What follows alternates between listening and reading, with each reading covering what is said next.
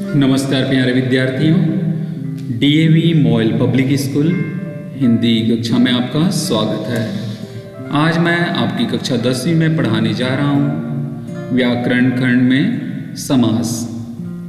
आज के हम समास में पढ़ेंगे द्वंद्व समास, द्विगु समास और बहुव्रीहि समास। इसके पूर्व वीडियो में मैंने आपको समास की परिभाषा और समास के और 3 प्रकारों के बारे में बताया था। आइए आज की कक्षा प्रारंभ करते हैं। समास। समास शब्द का शाब्दिक अर्थ है छोटा रूप करना।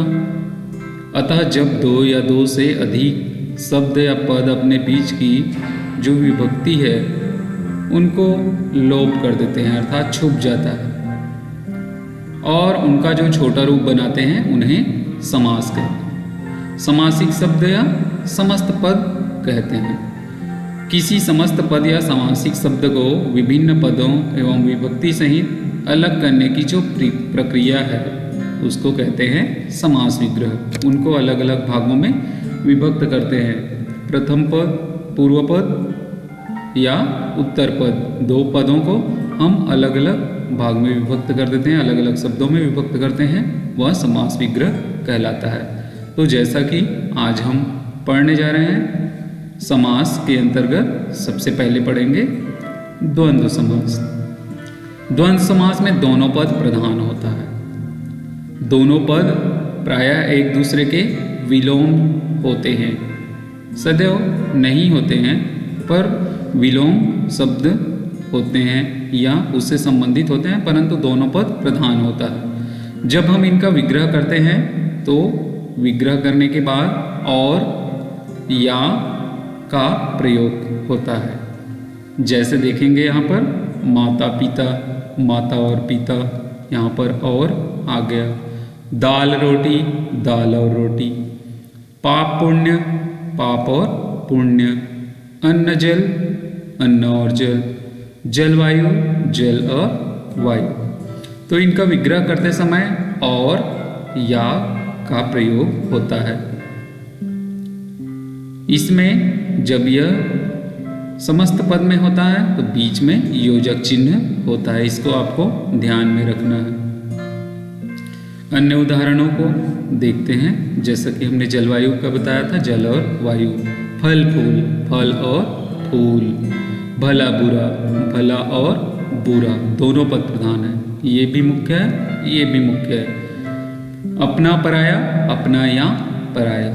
धर्माधर्म, धर्म या अधर्म। सुरासुर, सुर या असुर। शीतोष्ण, शीत या उष्ण। तो यहाँ पर देखिए या का प्रयोग किया गया है जब हम इनका विग्रह करते हैं। यस, यसाप्यस, यस या अपयस। शस्त्रास्त्र, शस्त्र और अस्त्र। कृष्ण अर्जुन, कृष्ण और अर्जुन। तो इस प्रकार से यहाँ पर विग्रह करने के बाद इसमें और का प्रयोग होता है या का प्रयोग होता है, और इसमें दोनों पद प्रधान होते हैं द्वंद्व समास में। तो ये रहा द्वंद्व समास की परिभाषा और उदाहरण। अब देखते हैं द्विगु समास। जैसा कि द्विगु समास में प्रायः पूर्व पद, जो पहला वाला पद होता है, वह संख्यावाचक होता है, संख्या को दर्शाने वाला। द्विगु समास में प्रयुक्त संख्या किसी समूह का बोध कराते हैं, अन्य अर्थ का नहीं। जैसा कि बहुव्रीहि समास में तो अन्य अर्थ का बोध कराते हैं, परंतु द्विगु समास में पहला पद संख्यावाची होता है, दूसरा पद समूह को दर्शाता है। समाहार शब्द का प्रयोग करते हैं जब हम इनका विग्रह करते हैं।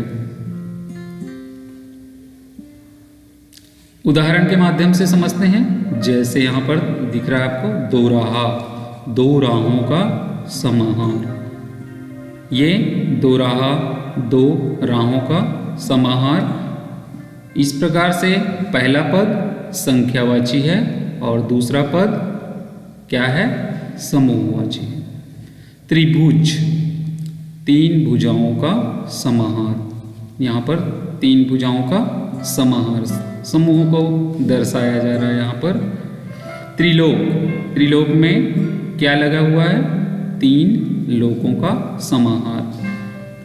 त्रिरत्न, त्रि पहला जो पद है वह संख्या में है और 3 रत्नों का यहाँ पर समूह के बारे में बताया गया। चौमासा, 4 मासों का समाहार। चतुर्भुज, 4 भुजाओं का समाहार। पंचामृत, 5 अमृतों का समाहार।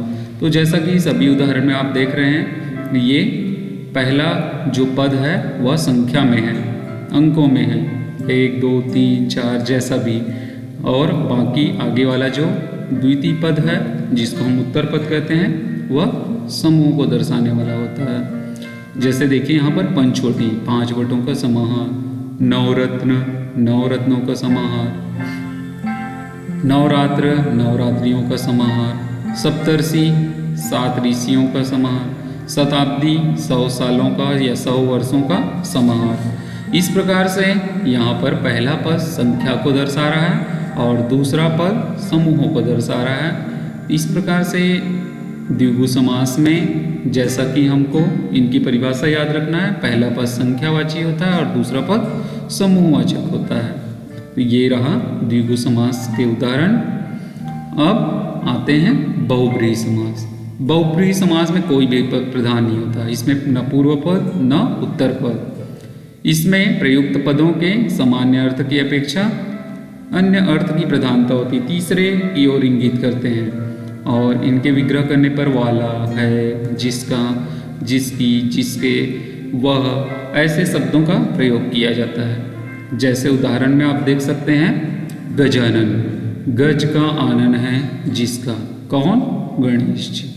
तो यहाँ पर पहला पद और दूसरा पद न होकर तीसरे पद को, तीसरे व्यक्ति को इंगित करता है। त्रिनेत्र, 3 नेत्र है जिसके, कौन? शिव जी। चतुर्भुज, 4 भुजाएं जिसकी, अर्थात विष्णु जी।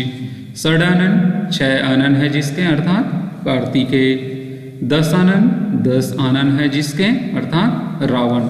यहाँ देखिए, यहाँ पर संख्या का भी प्रयोग हुआ है, आनन को भी दिखाया जा रहा है, परंतु यहाँ पर हम विग्रह करते समय ध्यान रखेंगे कि अर्थात करके रावण या जो भी जिसका नाम है उसको लिखेंगे तो वह बहुव्रीहि समास में आ जाए। घनश्याम, घन जैसा श्याम है अर्थात कृष्ण। पीतांबर, पीत अंबर है जिसके, अर्थात पीले अंबर है जिसके, अर्थात विष्णु जी। तो इस प्रकार से हम विग्रह करते हैं। तो यहाँ पर तीसरे पद को लिखते हैं, तीसरे जो व्यक्ति इंगित करने वाले व्यक्ति, समूह या नाम या वस्तु को हम दर्शाते हैं और उदाहरण के माध्यम से हम इनको जान सकते हैं। आज के लिए बस इतना ही। अब आपको करने हैं आज के अभ्यास कार्य। आशा करता हूँ कि आज के पढ़ाए गए द्वंद्व, द्विगु और बहुव्रीहि समास के परिभाषा सही उनके उदाहरण आपको बहुत अच्छे से समझ आया होगा। अब अपनी अभ्यास पुस्तिका में द्वंद्व, द्विगु और बहुव्रीहि समास के 5-5 अन्य उदाहरण लिखना है और उनके समास विग्रह करना है। ये तो रहा समास। अब व्याकरण खंड में अगले विषय के साथ अगले वीडियो में पुनः मिलते हैं। आज के लिए बस इतना ही। बहुत बहुत धन्यवाद।